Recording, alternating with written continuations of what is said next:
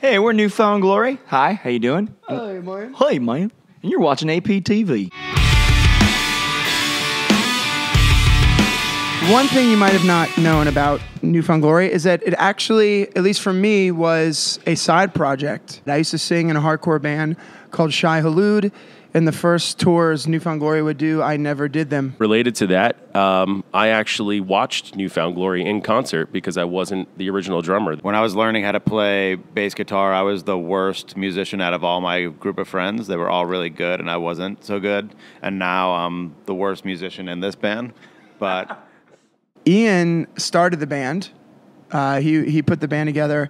And my older brother used to play Little League with Ian, and Ian had a mohawk, and when Ian would hit foul balls, I would catch the foul balls and go get a free Coke at the concession stand. So I knew of Ian years before we ever played in a band together because of Little League baseball.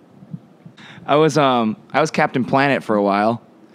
Like the cartoon character. There was this sort of like, I don't know how to explain, like this kids fair thing in Florida. And I used to dress up as Captain Planet, and little kids would come around and kick me in the junk and kick me in the shins and like not want to hang out with me. And I would be like, "Hey guys, I'm Captain Planet, save the world." And yeah, they didn't care.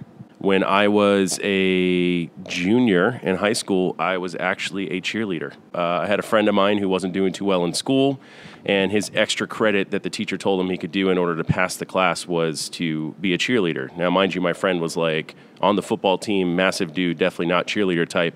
I happened to be in the wrong place at the wrong time. I was right next to him, and he's like, of course I'll be a cheerleader, and Cyrus will be a cheerleader with me. And the only good thing that definitely did come out of it, I dated a cheerleader the whole time I was one, so it did kind of work. when we put out our first EP, Jordan's mom took a bunch of copies to sell at work, and then she never gave us the money. It's not true. His mom robbed us. She owes us $70.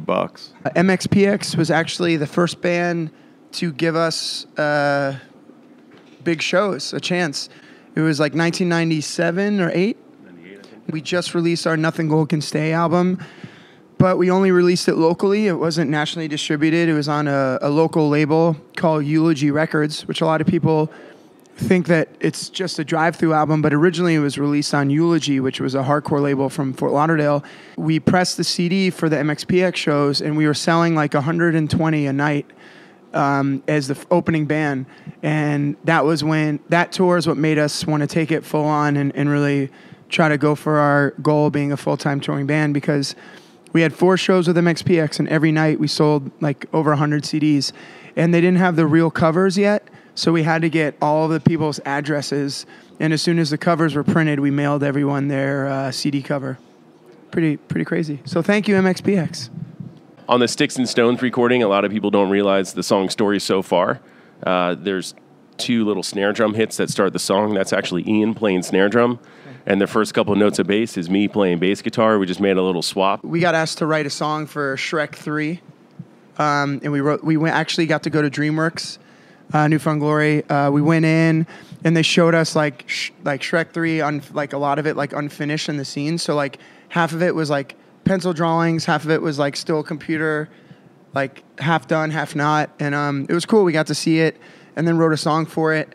And then a couple other people I think wrote songs for it, but then they ended up not using any current band. They just used like old John Lennon and old Beatles and old Rolling Stones, I think. And there's all old songs in it now. But that was a really cool thing. Not a lot of people knew that we almost were the Shrek 3 song.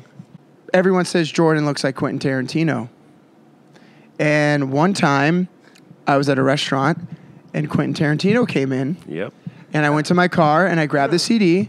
And when him and Daryl Hannah, probably around Kill Bill time, walked by me, I stopped Quentin Tarantino. I said, "Excuse me, I'm in a band, and everyone says the singer looks like you." And he said, "Really? Let me see." And I showed him the picture, and he said, "Wow, he's handsome." I said, "Thanks. Here's a CD." He said, "Thanks," and then that's it. He walked away. Yeah. So Quentin Tarantino knows that Jordan looks like him.